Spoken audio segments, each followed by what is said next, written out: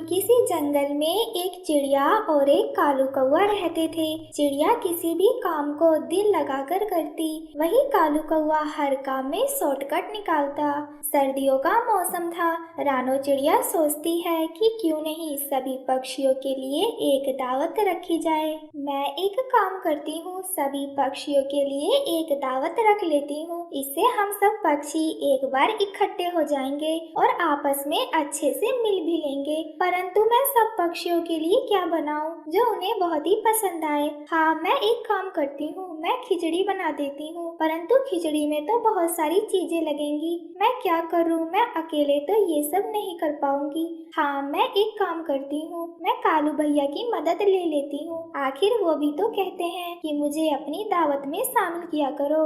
ऐसा सोचकर चिड़िया कौवे के पास जाती है। कालू भैया, क्या आपको याद है जब पिछली बार तोते के घर पर दावत थी तो हम सब पक्षियों ने इकट्ठे होकर कितना एंजॉय किया था। और रानो चिड़िया, मुझे अच्छे से याद है। कालू भैया, हम सब पक्षी फल और दाना खाकर थक चुके हैं, इसीलिए मैंने सोचा कि क्यों ना मैं एक दावत रखूं और उस दावत में ढेर सारी खिचड़ी बनाऊं, जिससे हम सब पक्षी एक साथ इकट्ठे हो जाएं और साथ मिलकर खूब एंजॉय करें। रानो चिड़िया, सोचा तो तुमने बहुत अच्छा है, परंतु मेरे लिए कोई आसान काम ही बताना, क्योंकि तुम्हें तो पता ही है भारी काम मेरे से नहीं होता। कालू भैया, आप चिंता ना करें, हम दोनों मिल बांट कर काम कर लेंगे। खिचड़ी बनाने के लिए चाहिए चावल, मसूर की दाल, हरी मिर्ची और नमक। आप एक काम करें, आप जाकर मसूर की दाल ले आए और मैं जाकर चावल ले आती हूँ। हाँ रानो, ये एकदम ठीक है। रानो चिड़िया चावल लेने के लिए नदी पर चली जाती है। नदी के किनारे चावल के कुछ पौधे थे। वो पौधे वो अपने साथ लेकर घर पर आ जाती है। ये क्या कालू भैया, आप अभी तक ऐसे ही बैठे हो, चावल लेने नहीं गए? रानो चिड़िया, तुम भी तो मुझे बताकर नहीं गई ना कि मसूर की दाल कहाँ पर मिलेगी। मुझे भला क्या पता। हाँ, ये तो बात है कि मैं आपको बताकर नहीं गई, परंतु आपको ये तो पता है ना कि नमक कहाँ पर मिलेगा। रानो, सच में मुझे ये भी नहीं पता। कालू, वो सामने जो पहाड़ी है उसी के पीछे नमक की खान है। तुम जाकर थोड़ा सा नमक लेकर आओ और मैं जाकर मसूर की दाल लेकर आती हूँ। आज ही शाम हमें फंक्शन करना है, जाओ जल्दी, समय बहुत ही कम है। और हाँ, मेरे जाने के बाद बैठ न जाना। हाँ हाँ रानो, तुम जाओ, मैं नमक लेकर बस आता ही हूँ। फिर रानो चिड़िया जल्दी से मसूर की दाल लेने चली जाती है। तोते भैया, क्या आप मेरा एक काम कर सकते हो? हाँ हाँ रानो बहन, प्लीज बताओ, तुम्हारी मदद करके तो मुझे खुशी होगी। मीठू तोते, जो मसूर के पौधे गुफा के पास थे, क्या अभी भी वहाँ पर वो मसूर के पौधे हैं? हाँ रानो, मैं कल ही गया था गुफा की तरफ, वहाँ पर अभी मसूर के पौधे हैं। परंतु रानो, तुम क्या करने वाली हो? मीठू भैया, मैं सब पक्षियों के लिए दावत रखने वाली हूँ, इसीलिए मैंने सोचा कि क्यों ना मैं अपने घर पर सब पक्षियों को बुला लूं। इससे हम सब पक्षी एक साथ इकट्ठे हो जाएंगे। मीठू भैया, आप एक काम करें, जाकर सभी पक्षियों को आमंत्रण दे दें कि आज शाम सब पक्षी हमारे घर पर आ जाएं। और वैसे भी शाम होने ही वाली है, समय बहुत ही कम है। रानो, तुम चिंता ना करो, मैं सब पक्षियों को बता दूंगा। हे भगवान, कितनी ठंडी हवा चल रही है। मैं एक काम करता हूँ, बाद में जाऊंगा नमक लेने। रानो चिड़िया तो पागल है, ऐसी ठंड में क्या मुझे मरना है। रानो भी मसूर के दाने की कुछ दाल लेकर आ जाती है और कालू को वहाँ पर देखकर हैरान हो जाती है। कालू भैया, आप दो मुझसे पहले ही नमक लेकर आ गए। रानो, तुमने देखा कितनी ठंडी हवा है, मुझे ऐसी ठंड में मरना थोड़ी है। मैं तो हवा कम होने का इंतजार कर रहा था कि कब हवा कम हो और मैं नमक लेने जाऊं। कालू भैया, मैंने आपसे कहा था ना कि शाम को ही दावत है, परंतु आपने मेरी कोई भी बात नहीं मानी। अब जाकर आप हरी मिर्च लेकर आए और मैं जाकर नमक लेकर आती हूँ। रानो, अब ये तो बता दो कि हरी मिर्ची कहाँ पर मिलेगी। कालू भैया, हरी मिर्च मीठू तोते के पास मिलेगी। ठीक है तो रानो, मैं जाकर हरी मिर्च लेकर आता हूँ, तब तक तुम जाकर नमक लेकर आ जाओ। फिर रानो चिड़िया नमक लेने चली जाती है। रास्ते में उसे फिर से मीठू तोता मिलता है। मीठू तोते, आपने बता दिया सभी को? हाँ रानो बहन, मैंने सभी पक्षियों को बता दिया, शाम का ही बताया है। रानो बहन, अगर मेरे लिए कोई काम हो तो बता दो। नहीं नहीं मीठू भैया, कालू है ना मेरे पास मदद करने के लिए, हम दोनों मिलकर कर लेंगे। कालू अभी तक आपके पास आया नहीं मिर्ची लेने? रानो बहन, अभी तक तो मिला नहीं, मैं तो घर पर ही था। तो वो बस आ ही रहा होगा। मीठू, तुम उसे थोड़ी सी मिर्ची दे देना। फिर रानो चिड़िया नमक की खान की तरफ चली जाती है। फिर वो थोड़ा सा नमक भी लेकर आ जाती है। तुम अभी तक यहीं हो? मुझे अगर पता होता तो मीठू मुझे मिला था रास्ते में, मैं उसी से हरी मिर्ची ले लेती। तो रानो, कौन से सारे काम खत्म हो गए, मैं सभी पक्षियों के बैठने का और पानी पीने का इंतजाम कर लूंगा, तुम जाकर हरी मिर्ची लेकर आ जाओ। रानो चिड़िया फिर से मिर्ची लेने चली जाती है। रानो चिड़िया थोड़ी सी मिर्ची लेकर आती है और खिचड़ी बनाना शुरू कर देती है। खिचड़ी की खुशबू से कालू कौवे के मुंह में पानी आ रहा था। कितनी अच्छी खुशबू आ रही है, खुशबू इतनी अच्छी है तो ये खिचड़ी खाने में कितनी स्वादिष्ट होगी। कालू ऐसा मन ही मन सोचता है। कालू भैया, खिचड़ी तो बन गई और सब पक्षी बस आने ही वाले होंगे। आप एक काम करें, आप चिड़ी के पास बैठे, मैं अभी पक्षियों के बैठने का इंतजाम कर कर आई। हाँ हाँ रानो, जल्दी जाओ, ये तो बहुत ही जरूरी है। खिचड़ी की खुशबू इतनी प्यारी थी कि कालू कौवा खुद को रोक नहीं पाता और मन ही मन सोचता है। मैं एक काम करता हूँ, थोड़ी सी खिचड़ी खा लेता हूँ, और वैसे भी किसी को क्या ही पता चलेगा, और रानो चिड़िया को कौन सी खुद ही सारी खिचड़ी खानी है। पक्षियों का क्या काम है, वो तो मुफ्त में खा ही लेंगे, थोड़ी मिले या फिर ज्यादा। फिर कालू कौवा खिचड़ी खाना शुरू करता है। खिचड़ी इतनी अच्छी बनी थी कि कालू कौवे का तो रुकने का मन ही नहीं करता और उसे पता भी नहीं चलता कि कब वो सारी खिचड़ी ही चट कर जाता है। हे भगवान, खिचड़ी तो इतनी स्वादिष्ट थी कि मैं पूरी ही खा गया। अगर रानो देखेगी तो मेरे पर बहुत ही गुस्सा करेगी। अब मैं क्या करूं, मुझे कोई न कोई उपाय ढूंढना ही पड़ेगा। फिर कालू कौवा अपने घोंसले में लेटकर सोने का नाटक करता है। तब तक रानो चिड़िया भी वापस आ जाती है। कालू भैया, मैंने आपसे कहा था ना खिचड़ी के पास बैठने के लिए, परंतु आप तो यहाँ पर सोए हुए हो। रानो, वो मुझे थोड़ी सी नींद आ रही थी तो मैंने सोचा मैं सो लूं, शाम को सभी पक्षियों को गाने भी सुनाने हैं ना। फिर रानो चिड़िया खिचड़ी के पास जाती है और वहाँ पर खिचड़ी ना देखकर बहुत ही हैरान हो जाती है। कालू, यहाँ तो खिचड़ी है ही नहीं, कहीं तुमने तो नहीं खा ली?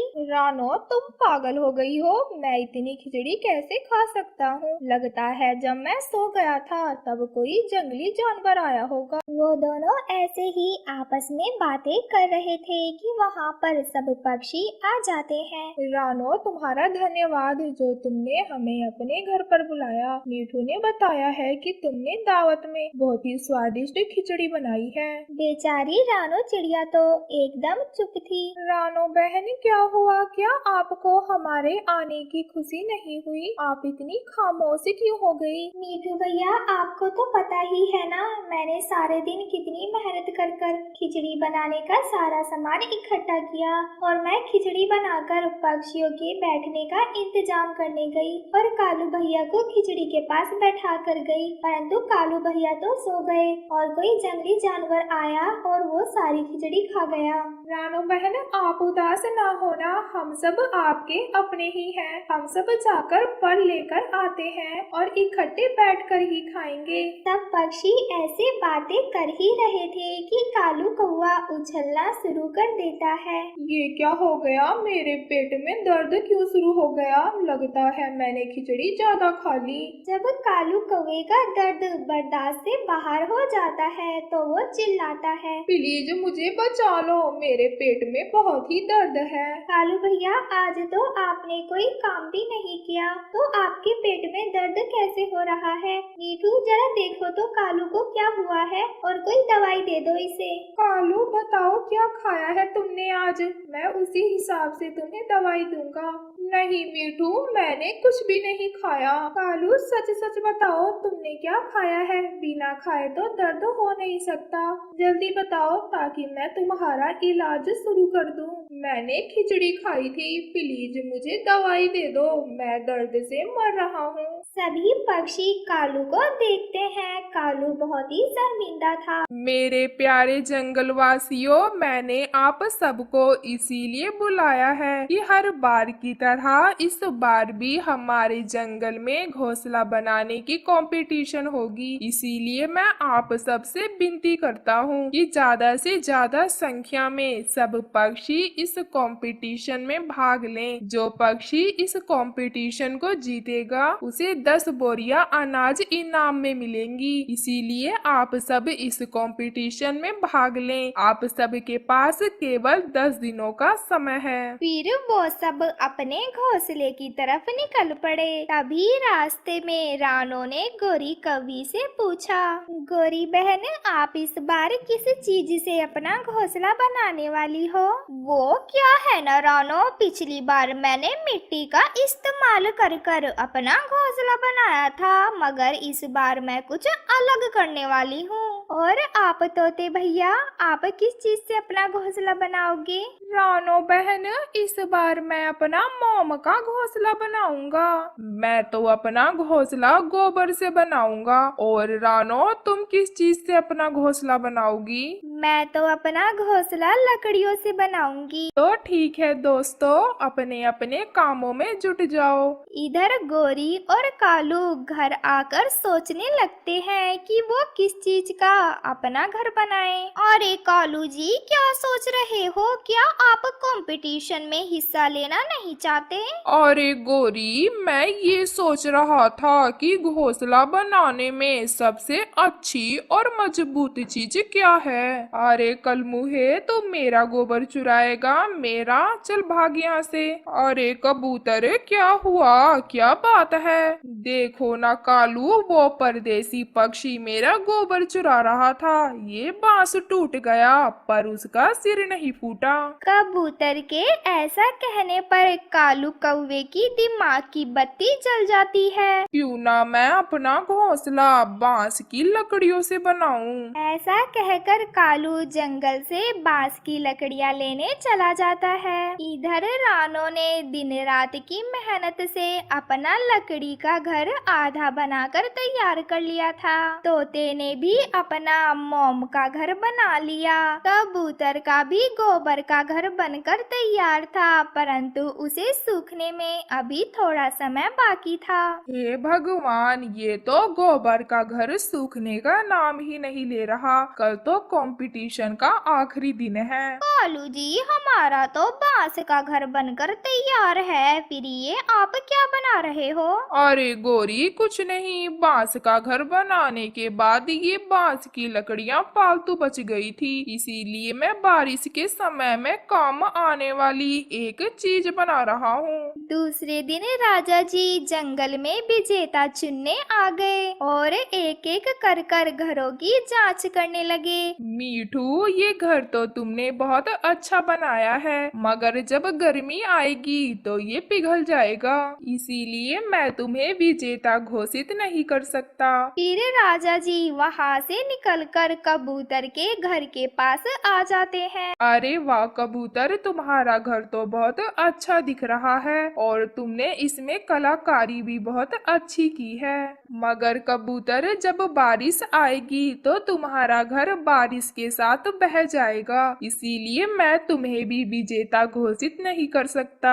हे भगवान, ये बात मेरे दिमाग में कैसे नहीं आई। फिर राजा जी वहाँ से निकलकर गोरी और कालू के बांस के घर के पास आ जाते हैं। कालू, तुम्हारा घर देखने में तो बहुत साधारण है, अगर तुम इसे रंग कर थोड़ा अच्छा बना देते तो देखने में अच्छा लगता, इसीलिए मैं तुम्हें भी विजेता घोषित नहीं कर सकता।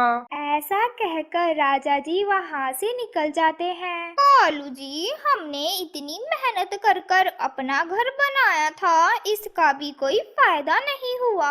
अरे गोरी, गोरी रहने दो, कंपटीशन के बहाने हमने अपना नया घर तो बना लिया, ये हमारे काम आएगा। राजा जी वहाँ से निकलकर रानो के बनाए लकड़ी के घर के पास आ जाते हैं। राजा जी को रानो का लकड़ी का घर पसंद आ जाता है। वाओ रानो, तुमने तो लकड़ी का घर बहुत ही सुंदर बनाया है, आज की विजेता तुम हो। फिर राजा जी रानो को इनाम दे देते हैं। सब पक्षी अपने अपने घरों में बैठे थे। बहुत ज्यादा गर्मी पड़ने की वजह से मीठू तोते का घर धूप से पिघलकर गिर जाता है। फिर तोता कबूतर के घर पर जाता है। कबूतर के घर पर जाकर मीठू सारी बातें कबूतर को बता देता है। मीठू, मैं तो पहले ही कहता था तुम अपना घर मोम से मत बनाओ, परंतु तुमने मेरी बात ही नहीं मानी। वो सब आपस में बातें कर ही रहे थे कि जंगल में सूचना पक्षी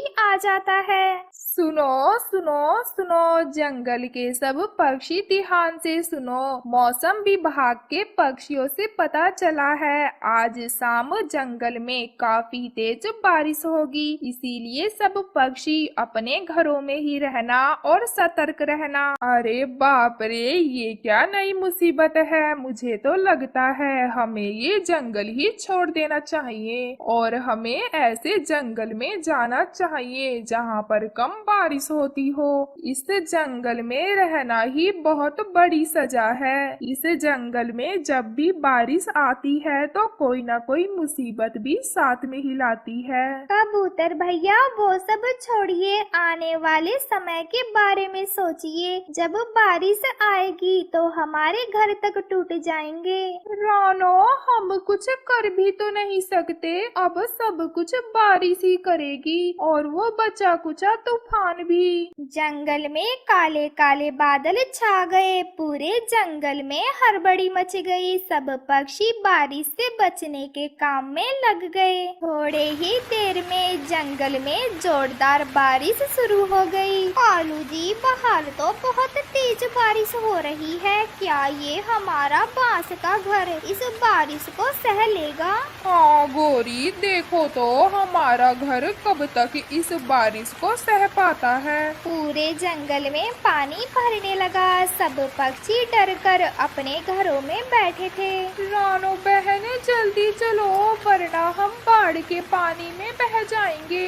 मीठू भाई, कुछ नहीं होगा, बस आप शांत रहिए। धीरे धीरे बारिश का पानी बाढ़ के रूप में बदल गया। एक एक कर पक्षियों के घोंसले बाढ़ के पानी में डूबने लगे। आखिर में रानो का भी घर बाढ़ के पानी में बह गया। सारे पक्षी जाकर एक बड़े पेड़ के ऊपर बैठ गए। इधर गोरी और कालू का बांस का घर बाढ़ के पानी में बह गया और वो दोनों भी बाढ़ के पानी में बहने लगे। बचाओ बचाओ, कोई हमें बचाओ, हम बाढ़ के पानी में डूब रहे हैं। अरे ये क्या, गोरी बहन और कालू भाई तो खतरे में है, मुझे इन्हें बचाना ही होगा। रानो, तुम यहाँ पर सुरक्षित हो, अगर तुम नीचे जाओगी तो तुम भी बाढ़ के पानी में डूब जाओगी। हमारे साथी पक्षियों को बचाना हमारा फर्ज है। अब मैं जा रही हूँ। फिर रानो एक नाव लेकर उन दोनों की तरफ जाती है। गोरी बहन और कालू भाई, जल्दी से इस नाव पर चढ़ जाइए। फिर रानो उन दोनों को लेकर सब पक्षियों के पास आ जाती है। सब पक्षी पेड़ पर बैठकर बाढ़ का पानी कम होने का इंतजार कर रहे थे। धीरे धीरे बारिश कम होने लगी और बाढ़ का पानी भी कम हो गया। तभी वहाँ पर राजा जी पक्षियों का हालचाल लेने आ जाते हैं। पक्षियों, मैं तुम सबके लिए जादुई फल लेकर आया हूँ। इस फल को तुम जहाँ भी रखोगे, ये फल एक सुंदर घर के रूप में बदल जाएगा। फिर तुम अपना अपना जीवन उस फल के घर में आराम से गुजार सकते हो। तुम्हें ना ही बरसात की चिंता होगी और ना ही गर्मी की। फिर सब पक्षी फलों के घर में रहने लगे। जंगल के बीचों बीच गोरी कव्वी का ब्यूटी पार्लर था। जंगल के सब पक्षी हर खुशी के मौके पर गोरी कव्वी से ही तैयार होने आते। गोरी बहन, फुल फेशियल के कितने पैसे लेती हो? हरियाली, तुमसे क्या लेना देना, बैठो बैठो तुम, मैं तो ऐसे ही फ्री ही खड़ी हूँ। हरियाली बिना पैसे पूछे ही बैठ जाती है और गोरी कव्वी उसका फेशियल करती है। पीछे से मीठू तोता भी आ जाता है। हरियाली, तुम अभी तक तैयार नहीं हुई, जल्दी चलो, हमें देर हो गई है। हो गया मीठू जी, काम हो गया। गोरी बहन, कितने पैसे बने? 1000 रुपए। 1000 तो बनता ही है। 1000 का तो सुनते ही हरियाली की जान ही निकल जाती है। गोरी बहन, 300 लेते हैं सब, 1000 तो बहुत ज्यादा है। बंदरिया जैसी शकल थी तेरी जब तू आई थी और अब महारानी लग रही है। अंदर से लाल रंग निकाला है मैंने, मसाज कर कर के मेरे पंख दर्द करने लगे। मैं तो 1000 से 1 रुपया भी कम नहीं लूंगी। हरियाली, ये बात पहले पूछ लेती तो अच्छा होता। चले चले निकाल पैसे, वरना मुझे दूसरे तरीके से भी पैसे निकालने आते हैं। कालू भूरे कहाँ पर हो, जल्दी आओ। 2 गुंडे भूरा और कालू डंडे लेकर आ जाते हैं। मामा, मीठू जी बात बढ़ जाएगी, आप इसे 1000 रुपया ही दे दें। मालकिन, आपका एक इशारा और फिर देखना हम इन तोतों का कैसे कीमा बनाते हैं। डरते हुए तोते उन्हें पैसे देकर वहाँ से चले जाते हैं। लो तुम्हारे पैसे, आज की कमाई तो हो गई, कल का कल देखेंगे। गोरी ऐसे ही आने वाले हर कस्टमर को चूना लगाती। कबूतरी के भाई की शादी थी, वो अपने पति से कहती है, कबूतर जी, मुझे गोरी कव्वी के ब्यूटी पार्लर पर छोड़ आए, मुझे तैयार होना है। लूसी, तुम तो ऐसे ही सुंदर लग रही हो।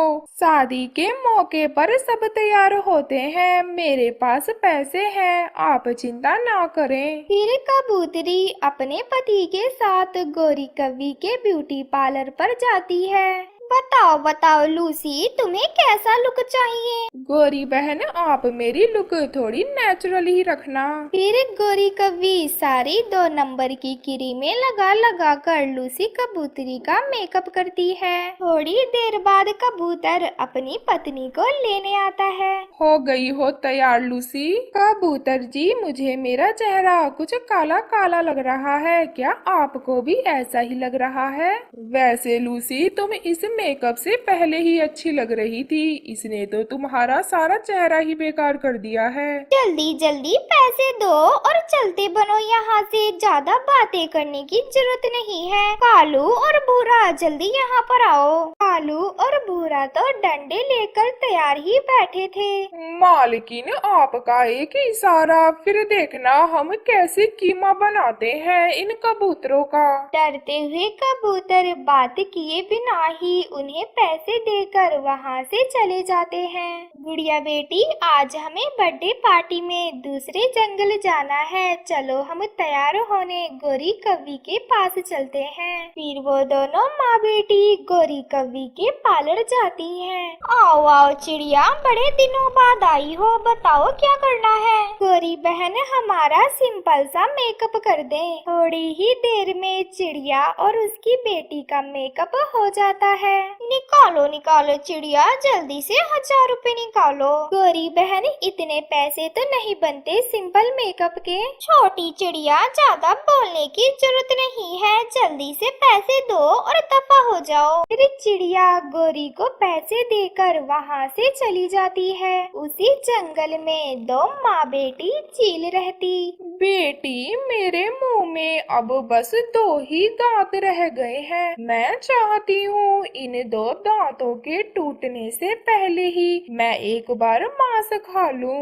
माँ, मैं क्या करूँ? मैं बहुत दिनों से कोशिश कर रही हूँ कि कोई पक्षी मेरे जाल में फंस जाए, मगर पक्षी अब बहुत सयाने हो गए हैं। बेटी, तुम घर में ही रहो, मैं जाती हूँ जंगल, शायद कोई पागल सा पक्षी मेरे जाल में फंसी जाए। फिर वो चील जंगल की तरफ जाती है। बेटी चिड़िया, मेरी बात सुनो। ना चील, तुम मुझे खा जाओगी। देखो देखो चिड़िया, मेरे मुंह में तो दांत ही नहीं है। अच्छा बताएं, क्या बात है? मेरी बेटी की शादी है, क्या तुम मेरी बेटी की शादी में डांस करके हमारी खुशियाँ बढ़ाओगी?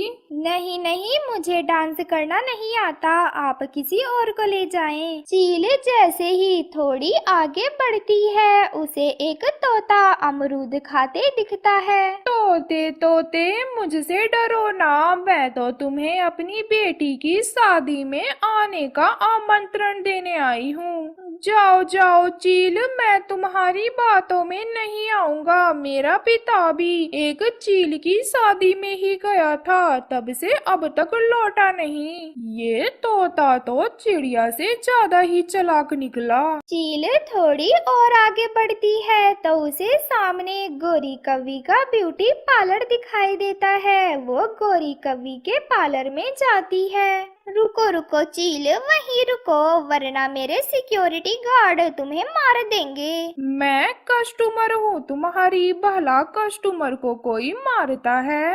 गोरी कौवी, मैंने सुना है तुम ऐसा मेकअप करती हो जो सबको पसंद आता है। सुना तो तुमने ठीक ही है चील, परंतु मुझसे दूर ही रहो। मेरी बेटी की शादी है और वो जिद कर रही है कि वो अपना मेकअप तुमसे ही करवाएगी। मेरे घर चलो और मेरी बेटी को दुल्हन बना दो। और गोरी, मैं मुंह मांगे पैसे दूंगी तुम्हें। ये सुनकर गोरी कौवी लालच में आ जाती है। देख लो चील, कहीं ऐसा ना हो तुम मुझे वहाँ ले जाकर मेरा ही मेकअप कर दो। बहुत शरारती हो तुम। देखो देखो, मेरे मुंह में तो दांत ही नहीं है। चील, तुम्हारी बेटी की शादी में क्या बना है? लड्डू, बेसन के लड्डू और बिरयानी बनी है। फिर तो बहुत मजा आएगा। मुझे भी, हम दोनों की इच्छाएं पूरी होने वाली है। चील गोरी कौवी को लेकर घर पर पहुंच जाती है। ये है तुम्हारी बेटी जिसका मेकअप करना है। हाँ हाँ, मेरा ही मेकअप करना है। अभी तक कोई तैयारी नहीं की, ये घर तो शादी वाला लग ही नहीं रहा। शादी वाला लगेगा भी कैसे? यहाँ तो किसी की मौत होने वाली है। क्या क्या क्या मतलब? कौन मरने वाला है? तुम मरने वाली हो। चील दी, अपने पीछे तो देखें आप। मौका पाते ही गोरी कौवी वहाँ से भागकर अपनी जान बचा लेती है। किसी जंगल में टोनी अपने बेटे के साथ रहती थी। उस जंगल का राजा एक चील था और उसका एक पुत्र भी था। उसी जंगल में एक दुष्ट कौवा भी रहता था। साथ ही साथ उस जंगल में एक तोता भी रहता था। एक दिन चील महाराज का पुत्र अपने पिता के पास आया और कहा, पिताजी, मैंने अभी तक सारा फल खाया है सिवाय एक फल के। मैं वो फल खाना चाहता हूँ, क्या आप लाकर देंगे पिताजी? अवश्य बेटा अवश्य। पहले तुम ये बताओ बेटे, उस फल का नाम क्या है, जरा मैं भी तो सुनूं। पिताजी, उस फल का नाम एप्पल है। मैं एप्पल खाना चाहता हूँ, क्या आप मुझे एप्पल ला के देंगे पिताजी? ये बात सुनकर चील महाराज अपने सेनापति को एप्पल लाने का आदेश देते हैं और कहते हैं, सेनापति, अभी जाओ और जाकर एप्पल लेकर आओ।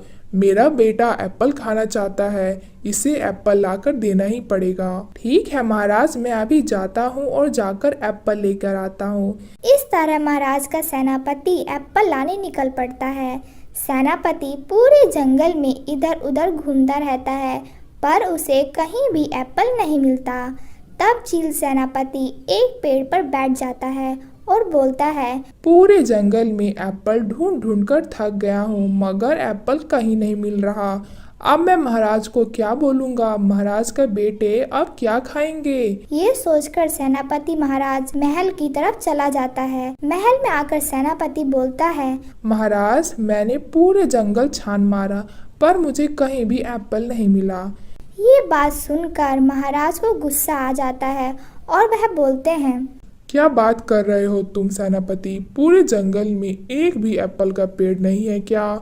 अब मैं अपने बेटे को क्या कहूँगा? अब मैं अपने बेटे को क्या जवाब दूंगा? उसे अगर पता चलेगा कि मैं उसके लिए एप्पल ना ला पाया तो वो कितना गुस्सा हो जाएगा। महाराज और सेनापति बात कर रहे होते हैं। उसी दौरान महाराज का पुत्र भी वहां आ जाता है और कहता है, पिताजी, एप्पल लाए आप मेरे लिए या नहीं? दीजिए, मुझे एप्पल खाना है। अरे मेरे बेटे, तुम गुस्सा क्यों करते हो? दरअसल बात यह है कि मैंने सेनापति को एप्पल लाने भेजा था। उसने पूरा जंगल छान मारा, पर उसे कहीं भी एप्पल नहीं मिला। नहीं पिताजी, मैं कुछ नहीं जानता। मुझे एप्पल चाहिए तो चाहिए। अगर आपने मुझे एप्पल लाकर नहीं दिया तो मैं यह महल छोड़कर चला जाऊंगा। सेनापति, कुछ भी करो, एप्पल का जुगाड़ कहीं से भी करो, मेरे बेटे को एप्पल खाना है। महाराज ऐसा करते हैं, पूरे जंगल में ऐलान कर देते हैं, जिससे पूरे जंगल के पक्षियों को पता चल जाएगा कि महाराज को एप्पल चाहिए। महाराज ने एप्पल लाने का आदेश दिया है। ऐसा करने से कोई ना कोई एप्पल जरूर दे जाएगा। तो तुम यहाँ पर खड़े खड़े क्या कर रहे हो? जल्दी जाओ और पूरे जंगल में जाकर ढिंढोरा पिटवा दो कि महाराज का बेटा एप्पल खाना चाहता है। जो भी एप्पल लाकर देगा उसे ज़्यादा से ज़्यादा उपहार मिल जाएगा। ठीक है महाराज, मैं अभी जाता हूँ और ऐलान करता हूँ। फिर सेनापति ऐलान करने चला जाता है और एक पेड़ पर बैठकर ऐलान करता है, सुनो सुनो, इस जंगल के महाराज का पुत्र एप्पल खाना चाहता है। अगर किसी के पास एप्पल है या फिर कोई महाराज को एप्पल देना चाहता है तो वह महल में जाकर महाराज से मिले। महाराज उस एप्पल के बदले उसको ढेर सारा पुरस्कार और इनाम देंगे। सेनापति की बातें टोनी और उसके बच्चे के कान में भी पड़ती हैं। टोनी का बच्चा कहता है, मम्मा मम्मा, क्या आपने सुना? महाराज पुरस्कार देंगे। वो पुरस्कार उसी को देंगे जो उनके पुत्र को एप्पल देगा। चलो हम लोग महल चलते हैं और पूरा मामला पता करके आते हैं। क्या महाराज इनाम देंगे? मैं अभी महल जाता हूँ और हकीकत पता करके आता हूँ। पुरस्कार की बात तोता भी सुनता है। वो भी महल जाने के लिए निकल पड़ता है। अगर किसी के पास एप्पल है तो मुझे एप्पल दे दो, मैं उसके बदले उसे कीमती पुरस्कार दूंगा। महाराज, हमारे पूरे जंगल में एक भी एप्पल का पेड़ नहीं है। अगर आप मुझे 1 महीने का समय दे दें तो मैं आपको एप्पल दे सकती हूँ। ठीक है टोनी, तुमको 1 महीने का समय दिया जाता है। फिर कोआ मन ही मन सोचता है, टोनी तो बहुत होशियार है, वह खुद ही पुरस्कार पाना चाहती है, मगर मैं ऐसा नहीं होने दूंगा। फिर कोआ भी महाराज से कहता है, मैं भी एप्पल अपने खेत में उगाऊंगा, आप मुझे भी 1 महीने का समय दें। इस पर तोता कहता है, महाराज तो फिर मैं क्यों पीछे रहूं? मैं भी अपने खेत में एप्पल उगाऊंगा, आप मुझे भी 1 महीने का समय दें। आप सभी को 1 महीने का समय दिया जाता है। आप लोग जाकर अपने खेत में एप्पल उगाएं। फिर सभी पक्षी अपने अपने घर चले जाते हैं। टोनी खेत की जुताई कर 12 एप्पल के बीज को बो देती है। कालू भी अपने खेत में 12 एप्पल के बीज को बो देता है और इधर तोता भी अपने खेत में 12 एप्पल के बीज को बो देता है। कुछ दिनों बाद टोनी अपने खेत में जाती है तो वह देखती है कि उसके खेत में एप्पल के छोटे छोटे पौधे उग गए हैं। वह उनमें पानी की सिंचाई करती है और समय समय पर उनमें खाद भी डालती रहती है। कालू के खेत में भी छोटे छोटे पौधे निकल जाते हैं। वह उसमें सिंचाई तो कर देता है मगर मूर्ख उसमें खाद नहीं डालता। तोते के खेत में भी छोटे छोटे पौधे निकल जाते हैं। वह उनमें ज़रूरत से अधिक पानी की सिंचाई कर देता है। इस वजह से उसके सारे पौधे गिर जाते हैं। वह बहुत ज़्यादा दुखी हो जाता है और कुछ दिनों बाद टोनी के खेत में बहुत सारे एप्पल लग जाते हैं। कल 1 महीना पूरा हो जाएगा और हम एप्पल लेकर राजा के महल में चलेंगे। कालू के खेत में भी बहुत सारे एप्पल लग जाते हैं। अरे वाह, इतने सारे एप्पल। अभी चलकर तोता और टोनी का खेत देखता हूँ कि उनके खेत में क्या हुआ है। फिर वह तोते के खेत में जाता है। अरे ये क्या, तोते ने अपने खेत में कोई बीज नहीं बोया। चलो अब मैं टोनी के खेत में चलता हूँ और देखता हूँ टोनी ने अपने खेत में क्या किया है।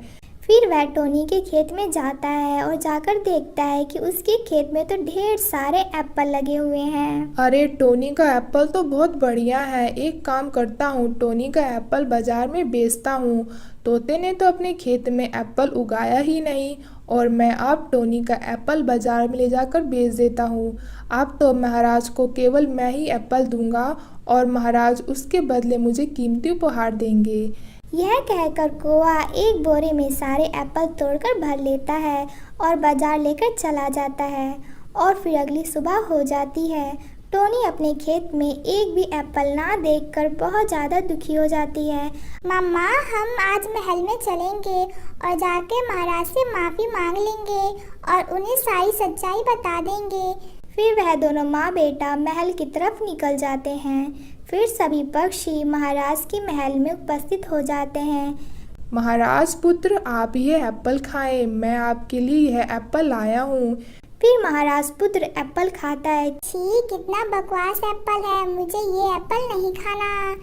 टोनी और तोता, तुम लोग एप्पल नहीं लेकर आए, क्या वजह है कि तुम लोग एप्पल नहीं लेकर आए? फिर तोता अपनी सारी कहानी महाराज को बता देता है।